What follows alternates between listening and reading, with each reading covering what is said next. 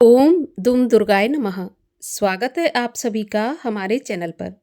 आज है दिनांक 20 जनवरी 2026 और आज माघ मास की गुप्त नवरात्रि का दूसरा दिन है। और आज आप सुनेंगे नवरात्रि के दूसरे दिन की कथा, जिसमें दुर्गा सप्तशती के अध्याय दूसरे और तीसरे की कथा का श्रवण किया जाता है। परंतु उससे पहले नियम के अनुसार कवच, अर्गला स्तोत्र और कीलक का पाठ करेंगे। साथ में रात्रि सूक्त का पाठ करके सप्तशती के अध्यायों का श्रवण करेंगे। तो इससे पहले कि मैं कथा आरंभ करूं, आपसे एक ही आग्रह है कि अगर अभी तक आपने चैनल को सब्सक्राइब नहीं किया है, पहली बार चैनल पर आए हैं, तो चैनल को सब्सक्राइब करके बेल आइकन पर क्लिक कर लीजिए और कथा पसंद आए तो लाइक करके शेयर भी कर दीजिए। तो चलिए शुरू करते हैं। सबसे पहले देवी कवच का पाठ। श्री मार्कंडेय जी बोले, हे पितामह, आप हमें कोई ऐसा परम गुप्त साधन बताइए जिसके द्वारा मनुष्यों की सभी प्रकार से रक्षा हो सके और जो अभी तक आपने किसी को बताया भी नहीं हो। तब ब्रह्मा जी बोले, हे विप्रवर, इस प्रकार का साधन तो परम पवित्र एवं परम गुप्त देवी जी का कवच ही है। इसी से प्राणी मात्र का कल्याण एवं सब प्रकार की रक्षा होती है। उसे सुनिए। देवी जी की 9 मूर्तियों के नाम इस प्रकार से हैं। प्रथम शैलपुत्री, दूसरी ब्रह्मचारिणी, तीसरी चंद्रघंटा, चौथी कुष्मांडा, पांचवी स्कंद माता, छठी कात्यायनी, सातवीं कालरात्रि, आठवीं महागौरी, 9वीं सिद्धिदात्री हैं। जो मनुष्य अग्नि में जल रहा हो, युद्ध भूमि में शत्रुओं से घिर गया हो अथवा घोर संकट में ग्रस्त हो, वह मनुष्य भगवती की शरण में पहुंच जाए तो उसके घोर संकट दूर हो जाते हैं। जो भक्ति भाव से देवी जी का स्मरण करते हैं, उनकी सभी प्रकार से उन्नति होती है। हे भगवती, जो भी आपका स्मरण करते हैं, निसंशय उनकी आप रक्षा करती हो। प्रेत की सवारी करने वाली चामुंडा देवी हैं। वाराही महेश पर, ऐन्द्री हाथी पर, वैष्णवी गरुण पर, माहेश्वरी बैल पर, कौमारी मोर पर और लक्ष्मी कमल के आसन पर विराजमान है। श्वेत रूप धारण करने वाली वृषभ के वाहन वाली ईश्वरी देवी हैं। हंस पर चढ़ी हुई सभी आभूषणों से भूषित ब्राह्मी देवी हैं। इस प्रकार अनेक रत्नों से विभूषित तथा योग शक्तियों से संयुक्त ये सब माताएं हैं। ये सभी देवियां क्रोध युक्त मुद्रा में रथों पर सवार होकर दर्शन देती हैं। ये शंख, चक्र, गदा, शक्ति, हल, मूसल, खेटक, तोमर, परशु, पाश, कुंद, त्रिशूल, उत्तम आयुध, सारंग, धनुष इत्यादि अस्त्र शस्त्र दैत्यों के शरीर नाश के लिए, भक्तों को अभय देने के लिए एवं देवताओं के हित के लिए धारण करती हैं। हे देवी, आपके दर्शन कठिन है। शत्रुओं के भय को बढ़ाने वाली देवी जी, आप मेरी रक्षा कीजिए। पूर्व दिशा में मेरी रक्षा ऐन्द्री देवी करें। अग्नि कोण में अग्नि देवता, दक्षिण में वाराही, नैऋत्य कोण में खड्गधारिणी, पश्चिम में वारुणी, वायु कोण में मृगवाहिनी, उत्तर में कौमारी, ईशान कोण में शूलधारिणी, ऊपर ब्रह्माणी जी, नीचे वैष्णवी देवी जी रक्षा करें।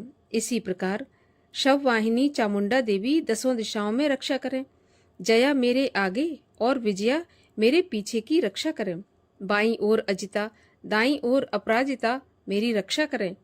उद्योतनी मेरी शिखा की, उमा मेरे मस्तक पर विराजमान, भौहों की यशस्विनी, भौहों के मध्य में त्रिनेत्रा, नासिकाओं की यमघंटा देवी, नेत्रों के बीच में शंखिनी, कानों की द्वारवासिनी, कपोलों की कालिका, कानों के मूल देश की शांकरी देवी रक्षा करें। नासिका की सुगंधा, ऊपर के होंठ की चर्चिका, नीचे के होंठ की अमृत कला और जिह्वा की सरस्वती देवी रक्षा करें।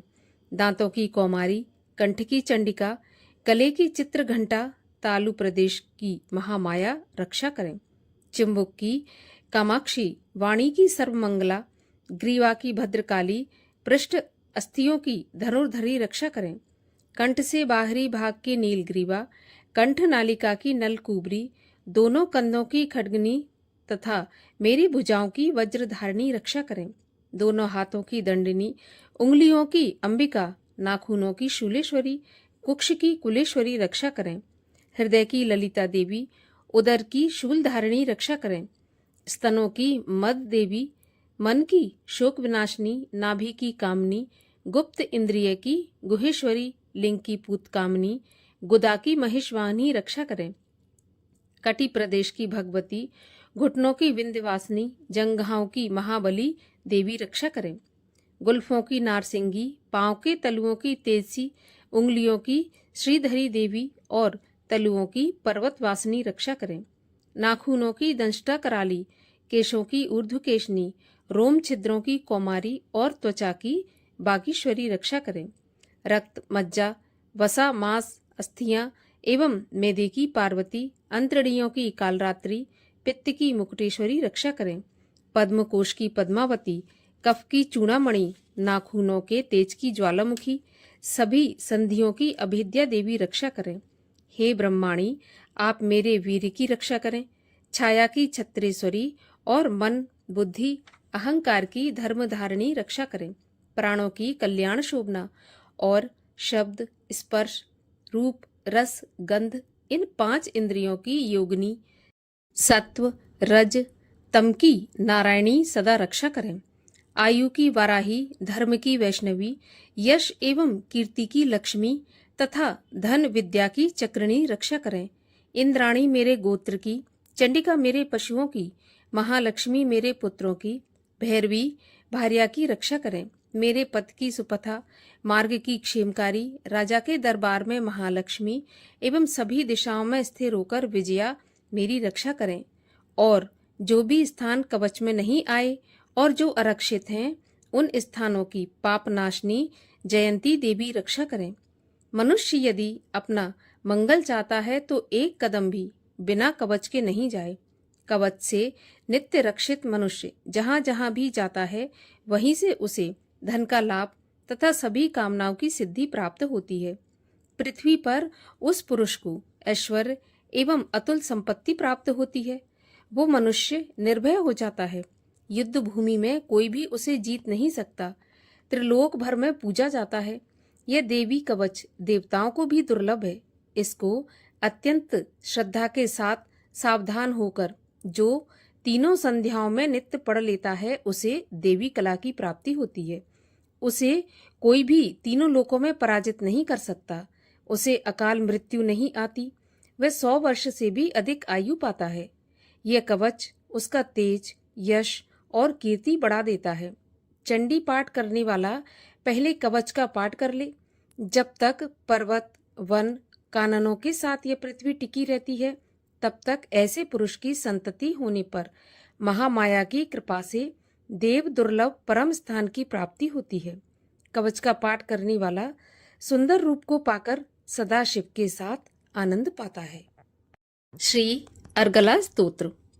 श्री मार्कंडेय जी बोले, जयंती, मंगला, काली, भद्रकाली, कपालिनी, दुर्गा, क्षमा, शिवा, धात्री, स्वाहा, स्वधा आदि देवियों को मेरा नमस्कार हो। हे चामुंडे देवी, समस्त प्राणियों के दुख निवारण करने वाली आपकी जय हो। सर्वव्यापक देवी कालरात्रि, आपकी जय हो। मधु तथा कैटव दैत्यों का दलन करने वाली, ब्रह्मा जी को वर देने वाली, आपको नमस्कार हो। हे देवी, आप मुझे सुंदर रूप दो, जय दो, यश दो तथा क्रोध आदि शत्रुओं का नाश करो। महिषासुर का नाश करने वाली, भक्तों की सुखदाता देवी जी को नमस्कार हो। मुझे रूप दो, जय दो, यश दो, शत्रुओं का नाश करो। हे रक्त बीज का वध करने वाली देवी और चंड मुंड असुरों का विनाश करने वाली माता, मुझे सुंदर रूप दो, जय दो, यश दो, शत्रुओं का वध करो। हे पाप नाशक चंडिके, जो सर्वदा भक्ति पूर्वक आपके चरणों में मस्तक झुकाते हैं, उन्हें रूप दो, जय दो, यश दो, शत्रुओं का नाश करो। सभी व्याधियों का नाश करने वाली चंडिके, जो आपकी भक्ति पूर्वक स्तुति करते हैं, उन्हें रूप दो, जय दो, शत्रुओं का नाश करो। हे देवी जी, आप मुझे सौभाग्य, आरोग्य और परम सुख दो। रूप दो, जय दो, शत्रुओं का विध्वंस करो। मेरा कल्याण कीजिए और उत्तम धन संपत्ति दीजिए। रूप दो, जय दो, यश दो, शत्रुओं का नाश करो। हे माता, आपके चरणों पर देवता और दैत्य दोनों ही अपने मुकुट की मणियां घिसते हैं। हे मातेश्वरी, अपने भक्त को विद्यावान, यशवान, लक्ष्मीवान करो। बड़े बड़े अभिमानी दैत्यों के अभिमान चूर्ण करने वाली चंडिके, मैं आपको प्रणाम करता हूँ। हे चार भुजाओं वाली माता, चतुर्मुख ब्रह्मा जी आपकी स्तुति करते हैं। हे परमेश्वरी, रूप दो, जय दो, यश दो, बैरियों का विध्वंस करो। श्री पार्वती के पति महादेव जी से स्तुत्य, हे परमेश्वरी, रूप दो, जय दो, यश दो, शत्रुओं का नाश करो। हे देवी, आप तो कठोर भुज दंड रखने वाले दैत्यों का भी घमंड नाश कर देती हो। हे अंबिके, आप अपने भक्तों के लिए अपार आनंद की वृद्धि करती हो। मुझे रूप दो, जय दो, यश दो, शत्रुओं का नाश करो। हे मातेश्वरी, आप मुझे वह पत्नी प्रदान करो जो मेरी इच्छाओं के अनुकूल हो और इस भयानक संसार रूपी समुद्र से मुझे तारने वाली हो। उत्तम कुल में उत्पन्न हो। जो पुरुष इस स्तोत्र का पाठ करके महास्तोत्र अर्थात कीलक का पाठ करता है, वह सप्तशती के पाठ जप से मिलने वाले वर एवं श्रेष्ठ संपदा के फल को प्राप्त कर लेता है। श्री कीलक स्तोत्र। ओम। मैं उन भगवान सदाशिव को नमस्कार करता हूँ जिनके दिव्य 3 नेत्र हैं, जिनका शरीर विशुद्ध ज्ञान स्वरूप है, जो मोक्ष प्राप्ति के कारण है। अर्ध चंद्रमा जिनके मस्तक पर शोभायमान है। श्री मार्कंडेय ऋषि बोले, मंत्रों के शाप एवं उत्कीलन आदि को समझकर पाठ करने वाला पुरुष मोक्ष पा लेता है, अतः इसका ज्ञान होना आवश्यक है। सब उच्चाटन आदि वस्तुएं इसी स्तोत्र द्वारा पाठ करके सिद्ध होती हैं, और जो इस स्तोत्र का पाठ करके सप्तशती के पाठ मात्र से स्तुति करते हैं, उन्हें देवी जी सिद्ध हो जाती हैं। उच्चाटन आदि प्रयोगों से उन पुरुषों को मंत्र, औषधि आदि किसी अन्य साधन की आवश्यकता नहीं पड़ती। बिना जप के भी सभी उच्चाटन आदि सिद्ध हो जाते हैं। क्या समस्त उच्चाटन आदि इसी से सिद्ध हो जाते हैं? इस प्रकार की लोगों को शंका हुई। तब उस शंका के निवारण के लिए सदाशिव ने लोगों को बुलाकर आज्ञा दी। ये सब सिद्धियां देने वाला शुभ स्तोत्र है। इस चंडिका स्तोत्र को भगवान सदाशिव ने गुप्त कर दिया। इस स्तोत्र के पाठ द्वारा प्राप्त होने वाला पुण्य कभी समाप्त नहीं होता। साधक सभी प्रकार का क्षेम प्राप्त कर लेता है, इसमें कोई भी संशय नहीं। कृष्ण पक्ष की चतुर्दशी अथवा अष्टमी के दिन एकाग्र होकर जो अपना सब कुछ भगवती को अर्पण करता है और फिर प्रसाद के रूप में ग्रहण करता है, उस पर भगवती प्रसन्न होती हैं। इसी रूप के कीलक द्वारा महादेव ने इसे भी कीलन कर दिया। जो इसके द्वारा सप्तशती का निष्कीलन करके स्पष्ट होकर नित्य पाठ करता है, वह सिद्ध हो जाता है। देवी जी का गण एवं गंधर्व होता है। वह कहीं भी घूम रहा हो, उसे कोई भी भय नहीं होता, ना उसकी अकाल मृत्यु होती है। देहांत होने पर वह मोक्ष पाता है।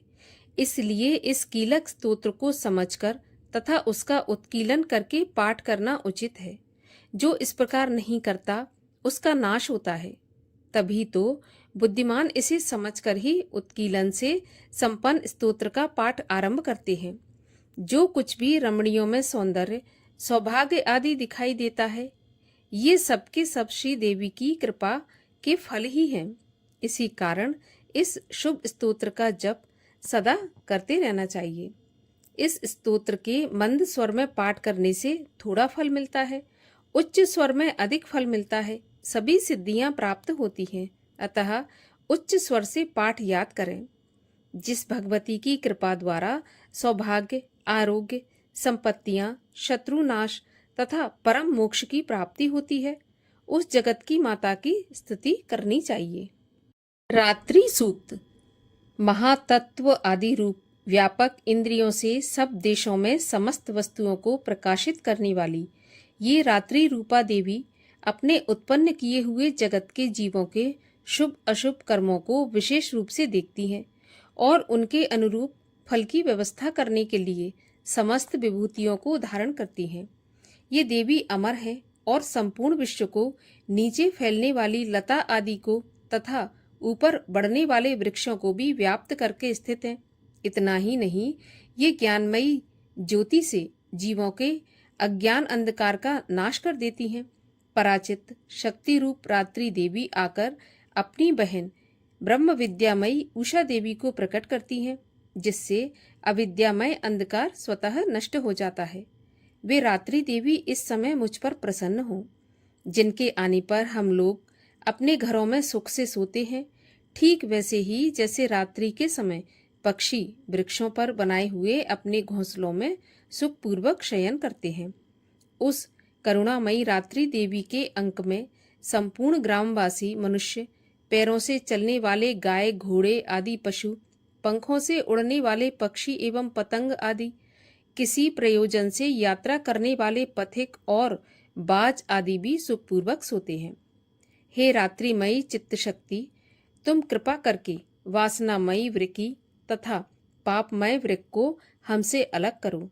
काम आदि तस्कर समुदाय को भी दूर हटाओ। उसके बाद हमारे लिए सुखपूर्वक तरने योग्य हो जाओ। मोक्षदायिनी एवं कल्याणकारी बन जाओ। हे उषा, हे रात्रि की अधिष्ठात्री देवी, सब ओर फैला हुआ ये अज्ञानमय काला अंधकार मेरे निकट आ पहुंचा। तुम इसे ऋण की भांति दूर करो। जैसे धन देकर अपने भक्तों के ऋण दूर करती हो, उसी प्रकार ज्ञान देकर इस अज्ञान को भी हटा दो। हे रात्रि देवी, तुम दूध देने वाली गौ के समान हो। मैं तुम्हारे समीप आकर स्तुति आदि से तुम्हें अपने अनुकूल करता हूँ। परम व्योम स्वरूप परमात्मा की पुत्री, तुम्हारी कृपा से मैं काम आदि शत्रुओं को जीत चुका हूँ। तुम स्तोम की भांति मेरे इस हविष्य को भी ग्रहण करो। श्री दुर्गा सप्तशती अध्याय दूसरा। ऋषि बोले, प्राचीन काल में देवी देवता तथा दैत्यों में पूरे 100 वर्ष युद्ध होता रहा। उस समय दैत्यों का स्वामी महिषासुर था एवं देवताओं का इंद्र था। उस संग्राम में देवताओं की सेना महाबली दैत्यों से हार गई। तब सभी देवताओं को जीतकर महिषासुर इंद्र बनकर बैठ गया। तब हारकर सभी देवता ब्रह्मा जी को आगे रखकर वहां गए जहां विष्णु तथा शंकर जी विराज रहे थे। वहां पर देवताओं ने महिषासुर के सभी उपद्रव एवं अपने पराभव आदि का पूरा पूरा वृत्तांत कहकर सुना दिया। उन्होंने कहा कि महिषासुर ने तो सूर्य, अग्नि, पवन, चंद्रमा, यम तथा वरुण इत्यादि अन्य सभी देवताओं के अधिकार छीन लिए, स्वयं ही सबका अधिष्ठाता बना बैठा है। उसने सभी देवताओं को स्वर्ग से निकाल दिया। महिषासुर महादुरात्मा है। देवता पृथ्वी पर मृत्यों की भांति विचर रहे हैं। उसके वध का कोई उपाय कीजिए। इस प्रकार मधुसूदन तथा महादेव जी ने देवताओं के वचन सुने तो क्रोध से उनकी भौएं तन गईं। तब भगवान विष्णु के मुख से एक महान तेज प्रकट हुआ। इसी प्रकार ब्रह्मा तथा शंकर जी के मुख से तेज प्रकट हुआ। दूसरे इंद्र आदि देवताओं के शरीर से भी महान तेज प्रकट हो गया। सभी तेज मिलकर एक हो गए। वह तेज पुंज इतना उग्र था जैसे कि जलता हुआ पहाड़ हो। देवताओं ने देखा कि उसकी ज्वालाएं सभी दिशाओं में फैल रही हैं। जब वह एक हुआ तो एक नारी के रूप में परिवर्तित हो गया। महादेव जी के तेज से उसका मुख प्रकट हुआ। यम के तेज से उसके केश हुए। विष्णु के तेज से उस देवी की भुजाएं प्रकट हुईं। चंद्रमा से दोनों स्तन, इंद्र के तेज से उसका कटि प्रदेश, वरुण के तेज से जंगा व उरुस्थल, पृथ्वी के तेज से नितंबों का प्रादुर्भाव हुआ। ब्रह्मा जी के तेज से दोनों चरण, सूर्य के तेज से चरणों की उंगलियां, वसुओं के तेज से हाथों की उंगलियां, कुबेर के तेज से नासिका का आविर्भाव हुआ। उसके दांत प्रजापति के तेज से उत्पन्न हुए। अग्नि के तेज से 3 नेत्र हुए। संध्याओं के तेज से दोनों भौएं, वायु के तेज से दोनों कान उत्पन्न हुए। इसी प्रकार समस्त देवताओं के तेज द्वारा भगवती का प्रादुर्भाव हुआ। इस प्रकार सभी देवताओं के तेज पुंज से प्रकट हुई देवी जी को देखकर महिषासुर से पीड़ित समस्त देवता प्रसन्न हुए। महादेव ने देवी को अपने त्रिशूल से शूल निकाल कर दे दिया। भगवान विष्णु ने अपना सुदर्शन चक्र प्रकट करके दिया। वरुण ने शंख तथा अग्नि ने उसे शक्ति दी। मारुत ने उन्हें धनुष दिया और बाणों से भरपूर 2 तरकश दिए। देवराज इंद्र ने अपने वज्र से वज्र पैदा करके दिया। फिर हजारों नेत्र वाले इंद्र ने ऐरावत हाथी से घंटा दिया। यमराज ने कालदंड से दंड प्रदान किया। सागरपति ने रुद्राक्ष माला अर्पित की। ब्रह्मा ने कमंडल भेंट किया। सूर्य ने भगवती के भी रोमकूपों में अपनी किरणें प्रदान की। काल ने तलवार और उत्तम ढाल अर्पण की। क्षीर सागर ने हार तथा कभी ना पुराने होने वाले 2 वस्त्र भेंट किए। इसी प्रकार चूड़ामणि, दिव्य कुंडल तथा 2 कड़े भी भेंट किए तथा चमकता हुआ अर्धचंद्र, सभी भुजाओं के लिए बाजूबंद, चरणों के लिए नूपुर और कंठ के लिए सर्वोत्तम कठुला भेंट किया। इसी प्रकार सभी उंगलियों के लिए जड़ित मुद्रिकाएं प्रदान की। विश्वकर्मा ने निर्मल परशु भेंट किया और अनेक रूपों वाले अस्त्र, अभेद कवच, मस्तक तथा गले में धारण करने के योग्य कभी ना कुमलाने वाली कमलों की माला दी। समुंदर ने उसे बहुत सुंदर कमल दिया। हिमालय ने वाहन के लिए सिंह और अनेक प्रकार के रत्न भेंट किए। कुबेर ने सुरा से भरपूर पात्र दिया। सभी नागों के स्वामी एवं पृथ्वी धारण करने वाले शेष जी ने महामणियों से सुशोभित नागहार दिया। इसी प्रकार सारे देवताओं ने भी भूषण एवं आयुधों से देवी जी का सत्कार किया। तत्पश्चात भगवती ने अट्टहास करके ऊंचे स्वर में गर्जना की। उसके भयानक नाद से सारा आकाश भर गया। तब देवगण प्रसन्न होकर उस सिंहवाहिनी देवी की जय जयकार करने लगे। मुनियों ने भक्ति भाव से नम्र होकर देवी जी की स्तुति की। इधर देवताओं के शत्रुओं ने सारी त्रिलोकी को क्षोभग्रस्त देखा। तब तो वे सारी अपनी सेना को कवच आदि से तैयार कराकर अस्त्र शस्त्र लेकर झट से उठकर खड़े हो गए। महिषासुर क्रोध में आकर बोला, अरे ये क्या हो रहा है?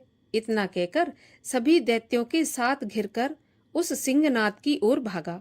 वहां जाकर उसने तीनों लोकों को अपने तेज से प्रकाशित करती हुई देवी को देखा। उस देवी के चरणों के भार से पृथ्वी दबी जा रही थी। माथे के मुकुट से आकाश पर रेखाएं पड़ती जा रही थीं।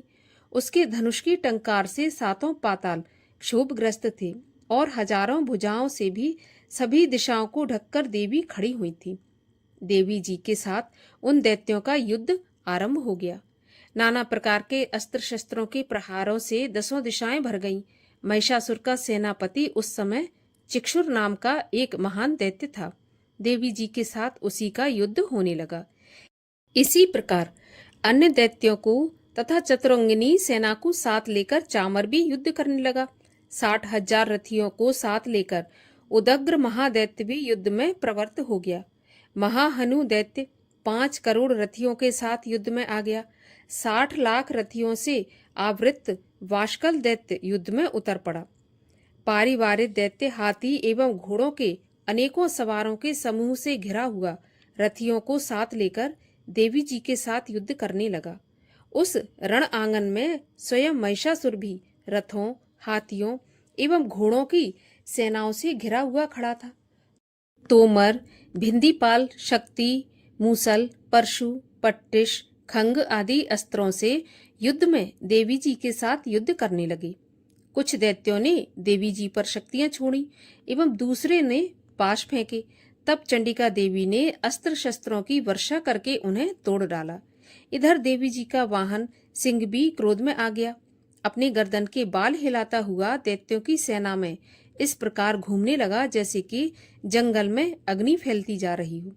उस युद्ध भूमि में युद्ध करती हुई अंबिका ने जितने श्वास छोड़े वे ही झटपट हजारों सैकड़ों गणों के रूप में परिवर्तित हो गए। प्रकट होकर उन गणों ने खंग, भिंदीपाल, परशु, पट्टिश आदि शस्त्रों से युद्ध प्रारंभ कर दिया। देवी जी की शक्ति से वृद्धि पाकर वे गण दैत्यों का नाश करने लगे। साथ में दूसरे गण नगाड़े, शंख आदि बजाने लगे। महती प्रसन्नता देने वाले उस युद्ध रूप उत्साह में कुछ एक ने मृदंग बजाए। तब देवी जी ने त्रिशूल, गदा और शक्तियों की वर्षा से तलवार आदि शस्त्रों से महान सैकड़ों असुर मार डाले और दूसरे कितने ही दैत्यों को घंटा के भयप्रद नाद से मूर्छित करके मारकर गिरा दिया। मरे दैत्यों को पास से बांधकर पृथ्वी पर घसीट डाला। कितने तो गदा की चोट से घायल होकर पृथ्वी पर सो गए। मूसलों के प्रहार से कई एक रुधिर वमन करने लगे एवं कई एक शूल द्वारा वक्ष स्थल फट जाने से पृथ्वी पर सो गए। कितने ही दैत्य बाणों की वर्षा द्वारा युद्ध करते हुए प्राण छोड़ने लगे। कितने ही दैत्यों की भुजाएं कट गईं। कई कितनों की ग्रीवाएं छिन्न भिन्न हो गईं। कई दैत्यों के सिर कट गए, कुछ मध्य से विदीर्ण हो गए, कुछ दैत्यों की जंघाएं कट गईं और पृथ्वी पर गिर गए, और कुछ एक दैत्यों को तो एक भुजा, एक आंख और एक पांव वाला करके 2 टुकड़े कर डाले।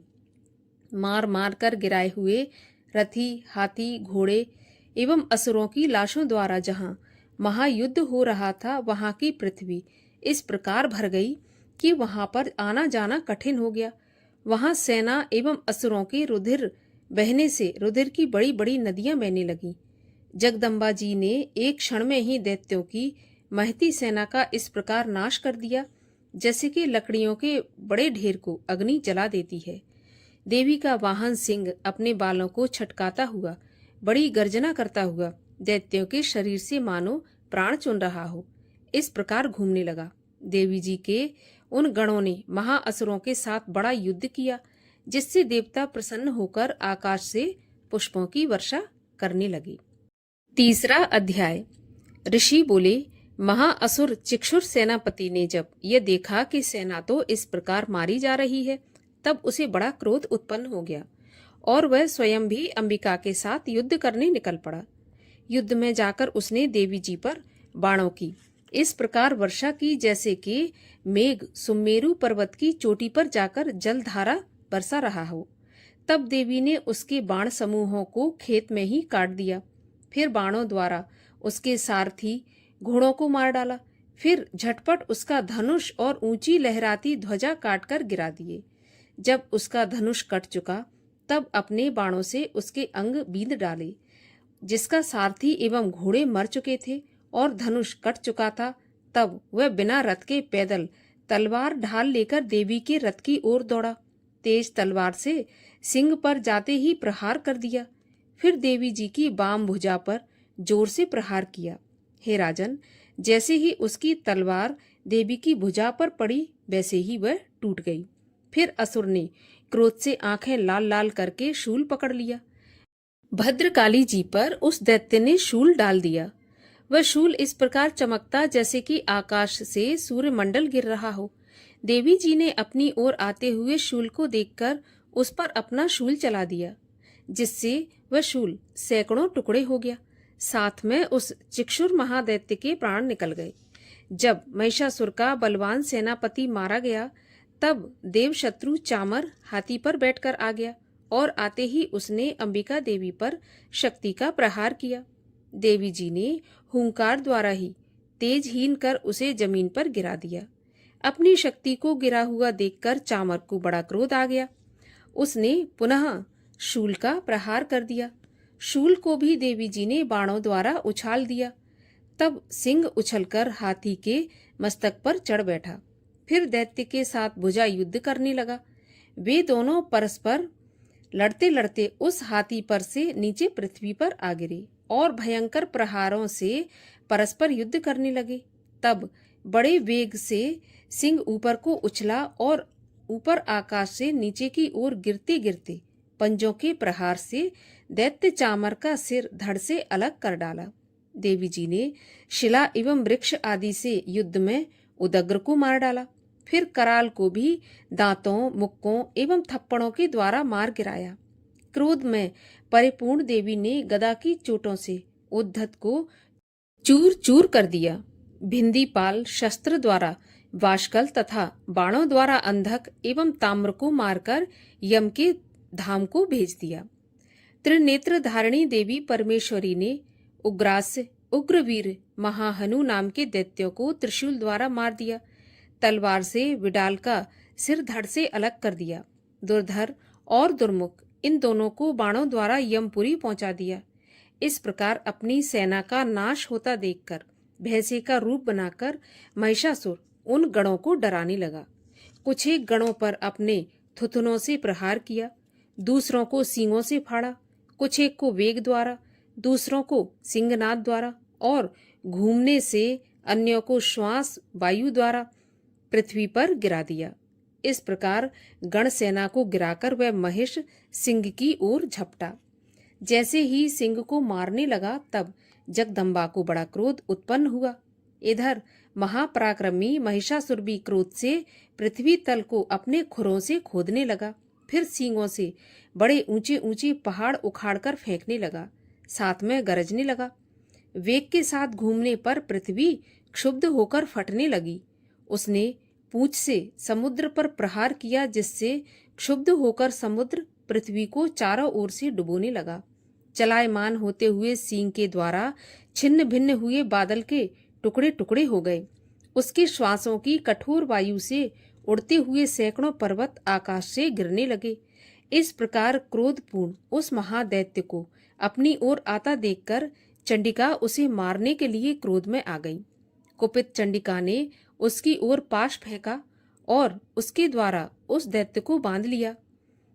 तब तो उस महायुद्ध में बंधे उस दैत्य ने अपने महिषासुर रूप का त्याग कर दिया और झटपट सिंह के रूप में आ गया। जैसे ही चंडिका उसका सिर काटने लगी तब तो वह तलवार हाथ में लिए पुरुष दिखाई देने लगा। तब शीघ्रता से तलवार ढाल वाले उस पुरुष को अपने बाणों से देवी ने बींध डाला। अब वह एक बड़ा हाथी हो गया। अपनी सूंड से देवी के सिंग को खींचा, फिर गरजने लगा। उसके खींचते समय अपनी खड्ग के द्वारा देवी ने उसकी सूंड को काट दिया। फिर वह महादैत्य भैंसे के रूप में आ गया और चराचर त्रिलोकी को सताने लगा। तब जगत माता चंडिका क्रोध में आकर फिर उत्तम मधुपान करने लगी और लाल लाल नेत्र करके हंसने लगी। वह दैत्य भी बल पराक्रम के मद में उन्मत्त होकर गरजने लगा और अपने सींगों से पहाड़ उठा उठाकर देवी की ओर फेंकने लगा। देवी जी ने भी अपने बाणों के समूह से उसके फेंके हुए पर्वतों को चूर चूर कर दिया। तब सुरापान के मद के कारण लाल लाल नेत्र वाली चंडिका जी ने कुछ अस्त व्यस्त शब्दों में कहा। देवी जी बोली, हे मूढ़, जब तक मैं मधुपान कर लूं तब तक तू क्षण भर के लिए गरज ले। मेरे द्वारा संग्राम भूमि में तेरा वध हो जाने पर तो शीघ्र ही देवता भी गरजने लगेंगे। ऋषि बोले। इस प्रकार कहकर देवी जी उछलकर उस महादैत्य पर चढ़ गईं। पांव से दबाकर दैत्य के कंठ पर त्रिशूल से वार किया। देवी के पांव से दबे हुए उस दैत्य ने अपने मुख से बाहर निकलने का प्रयत्न दूसरे रूप में किया। अभी आधा निकल ही पाया था कि देवी जी ने अपने पराक्रम द्वारा उसे वहीं पर रोक लिया। आधा निकलकर भी उस दैत्य ने युद्ध करना नहीं छोड़ा। तब देवी जी ने अपनी तेज तलवार से उसका सिर काटकर नीचे गिरा दिया। दैत्य सेना हाहाकार करने लगी। तब उस सारी सेना का भी देवी जी ने नाश कर दिया। तभी देवता अत्यंत प्रसन्न हुए। दिव्य महर्षियों के साथ सभी देवताओं ने स्तुतियां की। गंधर्व राज गायन करने लगे और अप्सराएं नाचने लगीं। तीसरा अध्याय समाप्त हुआ। अपराध क्षमा याचना। हे परमेश्वरी, मेरे द्वारा रात दिन हजारों अपराध होते हैं। ये मेरा दास है ऐसा समझकर मेरे उन अपराधों को तुम कृपा पूर्वक क्षमा करो। हे परमेश्वरी, मैं आवाहन नहीं जानता, विसर्जन करना नहीं जानता तथा पूजा करने का ढंग भी मैं नहीं जानता। क्षमा करो। हे देवी, हे सुरेश्वरी, मैंने जो मंत्रहीन, क्रियाहीन और भक्तिहीन पूजन किया है वह सब आपकी कृपा से पूर्ण हो। हे जगदम्बिके, मैं अपराधी हूँ, किंतु तुम्हारी शरण में आया हूँ। इस समय दया का पात्र हूँ, जैसा चाहो वैसा करो। हे देवी परमेश्वरी, अज्ञान से, भूल से अथवा बुद्धि भ्रांत होने के कारण मैंने जो न्यूनता या अधिकता कर दी हो वह सब क्षमा करो और प्रसन्न हो। सच्चिदानंद स्वरूपा परमेश्वरी, जगत माता कामेश्वरी, तुम प्रेम पूर्वक मेरी यह पूजा स्वीकार करो और मुझ पर प्रसन्न रहो। बोलिए दुर्गा मात की जय।